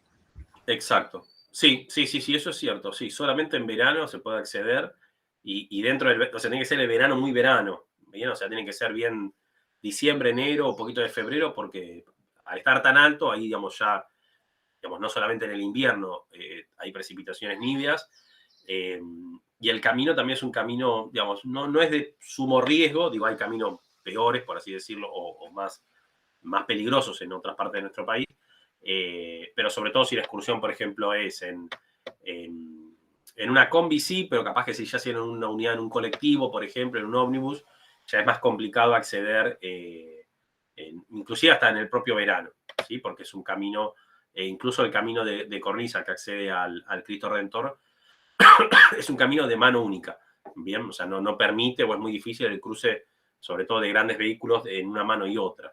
Así que, sí, las personas que llegan, digamos, deben considerarse afortunadas, bien, porque no es muy habitual, no es que está abierto permanentemente, y exactamente, es un camino de ripio. Fuera, de vuelta lo digo, ¿no? Fuera de la Ruta Nacional número 7, o sea, se asciende, si es un desvío, digamos, si uno está yendo hacia Chile, ¿sí? Hacia adelante, es un desvío que sale hacia mano izquierda, bien, y es como un camino de caracoles, así mucho de curva y contracurva, sí, que difícil para subir el resto del año. Un detalle por ahí también para mis compañeros si no fueran a Mendoza. Yo cuando había viajado en el 2003, se dejaba ir del otro lado del puente del Inca, ahí donde estaban los baños termales. Uno se metía en esas piletas abandonadas donde salía el agua, donde se quedaba ahí 10 minutos, llevaba la malla, decía, tenés que llevar la malla, qué sé yo, y uno tenía ese color marronado del agua. Porque el agua es muy sulfurosa, ahí. Exacto. El agua. Por eso queda todo el puente tenido ese color amarillo. Tenía ese color. Y ahí vendían también, había unos vendedores que vendían una zapatilla, que las dejaban colgadas. Y decían, uy, mira qué lindo recuerdo del puente del Inca, así todo petrificado, digamos, quedado duro. Claro, acá en la imagen, fíjese, acá a mano izquierda. Hoy no te dejan más, me dijeron, entrar ahí abajo, no te dejan entrar No, más, pero bueno, en ese momento sí. Y también lo que te contaba la guía era que cuando hubo esa luz, fue como una cosa, o sea, no sé si era verdad o no, pero bueno, lo que contó. Decía que es increíble porque la luz se llevó todo puesto el hotel que había, pero la iglesia no, pasó por al lado y fue lo único que quedó en pie. Y bueno, se dejó como también un símbolo de decir, bueno, no tenía que pasar por ahí. También claro. la iglesia se quedó por esa razón, como ese símbolo. Y lo que dice también del tren trasandino, si se ve en parte de la ruta nacional 7 cuando uno va hasta las cuevas, hay parte que se ve, otra cosa que se levantó esa infraestructura porque están como tapadas por también deslizamiento de tierra. Y si yo había preguntado si en algún momento se iba a reactivar, dijeron no, porque el costo de volver a poner todo eso en condiciones es muy grande. Claro, sí, yo me acuerdo se me hace hacia el año 2006, 2009, una cosa así, hubo algún tipo de proyecto como para retomar el tren trasandino, pero sí, eso nunca llegó a buen puerto, digamos. Inclusive hay proyectos yo por lo menos escucho hace 20 años. A ver, yo cursaba la primaria y me acuerdo que se hablaba como un proyecto de infraestructura y todavía nada, de hacer un túnel de baja altura. Bien, ustedes, digo, en invierno uno habitualmente prende la televisión y escucha, bueno, en el túnel Cristo Redentor no se puede pasar, camiones acumulados en la zona de Uspallata, bueno, fila de vehículos que intentan ingresar a Chile o de Chile hacia la Argentina, porque el túnel de Cristo Redentor justamente es un túnel que está a mucha altura, sí, valga la redundancia. Entonces es un túnel que en el invierno, si cae nieve, se tapa, o sea, no se puede ingresar, bien, no se puede pasar de un lado al otro. Entonces lo que está en proyecto, pero repito, está en proyecto de hace por lo menos 20, 30 años, es hacer un túnel de baja altura. Perdón. ¿Qué sería un túnel de baja altura? Bueno, en un espacio que sea justamente más cerca de los 0 metros, hacer un túnel, evidentemente va a ser un túnel más largo. Si el túnel Cristo Redentor a esa altura tiene 3 kilómetros, más bajo va a ser un túnel más extenso, mayor cantidad de kilómetros, ¿bien? Pero un túnel que permitiría la circulación vehicular durante mayor cantidad de tiempo. O sea, estaría abierto todo el año, reemplazaría al túnel Cristo Redentor. Pero de vuelta, una infraestructura que está en proyecto hace décadas y jamás comenzó que yo sepa, jamás comenzó a hacerse. Y lo del puente del Inca, efectivamente, tenés razón, Esteban, sí, yo diría hasta hace unos 10 años, 12 años, se permitía el ingreso. Yo por lo menos me acuerdo, año 2006 fue la última vez que estuve por esa zona, y se podía llegar a la parte, digamos, donde estaban los baños termales, y hace unos, repito, 10, 12 años, ya se prohibió, ¿sí? Supuestamente el argumento es situaciones de derrumbe. También, no sé si es tanto la situación de derrumbe, también un poco es el riesgo de los propios turistas. Es una zona, digamos, no sé si, bueno, Esteban que fue y capaz que alguien más que haya ido, básicamente, digo, están los baños termales y ahí mismo, ¿sí? Hay un abismo y uno se cae al río de las Cuevas. Entonces, si uno no va con cuidado, sí, se pueden producir distintos accidentes. Sí, Ahí es me parece con las rocas también. claro, entonces me parece que más allá de que esté señalizado y qué sé yo, era como una zona un poquito peligrosa, por así decirlo. Más allá de que alguien se pueda llegar a caer al río de las Cuevas, que básicamente se mata, pero también en los propios baños termales es una zona. A ver, imaginen ustedes como si fuera un baño, ¿sí? Completamente inundado, ¿sí? Inundado completamente desde hace 80 años inundado, ¿sí? O sea, reventado totalmente. A ver, si la persona no está más o menos ducha con su movilidad, se va a caer. Bien, es así, se va a caer. Es una zona pantanosa, medio resbaladiza. Ahí me parece que yo creo que debe haber jugado más a favor, a ver, un poco como la presión, por así decirlo, de las agencias de viaje, decir, mira, los turistas van ahí y hacen cualquier cosa, básicamente. Entonces, prohibimos el ingreso a los turistas porque van ahí, después se caen, se lastiman, ¿sí? Uno termina más o menos y después los que nos tenemos que hacer cargo somos las agencias de viaje, entonces directamente se cierra el acceso, no entra más nadie, sacan la foto de afuera y ya está. A mí me parece que más eso que otra cosa, porque la verdad es que nunca escuché tampoco de derrumbes que haya ahí.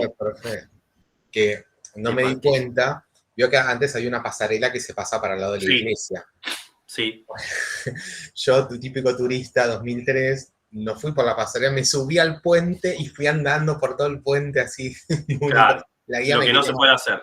No, me quería matar la guía. Me dice, no se puede ir por ahí. Y había pasado yo, lo único que todo el mundo me miraba.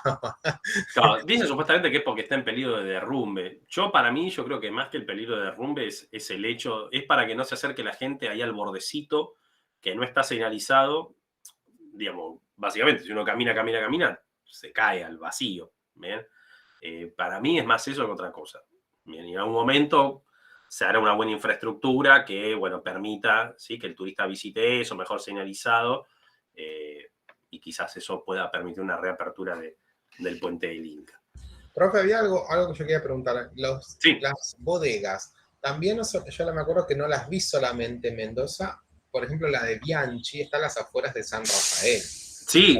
O sea, en el resto, a ver, no solamente nosotros nombramos, porque tomamos solamente como eje el norte de Mendoza, pero también en el sur de Mendoza, en la ciudad de San Rafael, efectivamente hay también bodegas. Sí. Es todo por la ruta 40 hacia todo el sur, todo ese tramo. De Mendoza capital al El sur, eje. ruta 40, exactamente. Sí, sí, eso me Exactamente. acuerdo. Está bien. Ya de Mendoza para ir hasta San Rafael, exige, digamos, pernoctar en San Rafael, ¿sí? O sea, ahora no recuerdo exacto la distancia, bien, pero es una distancia, si no me equivoco, superior a los 300 kilómetros, entonces digo, no hay posibilidad de ir y volver en el día, ¿sí? De Mendoza capital hasta San Rafael. Yo hice eso, aunque no lo creas, Sí, y obviamente. es hiper mega Ah, caro, porque salís súper temprano y volvés súper claro, tarde. bueno, por eso. Sí, es como decir, bueno, ¿puedo ir y volver a Mar del Plata en el día? Bueno, sí, como podés, no es que no, sí, salís a las 4 de la mañana, llegás a las 3 de la mañana de vuelta, podés. Pero digo, no es algo, digamos, comúnmente realizable. Bien. Bueno, escucho si hay alguna otra consulta o pregunta, ¿no? Si estamos más o menos, ¿sí? Bueno, recuerden, semana que viene hacemos clase de litoral, seguramente de vuelta les aviso el horario, pero seguramente nos encontremos vía Meet y después ya nos queda el 9 de diciembre la fecha del segundo parcial. Bien, vamos a poner a detener la grabación primero.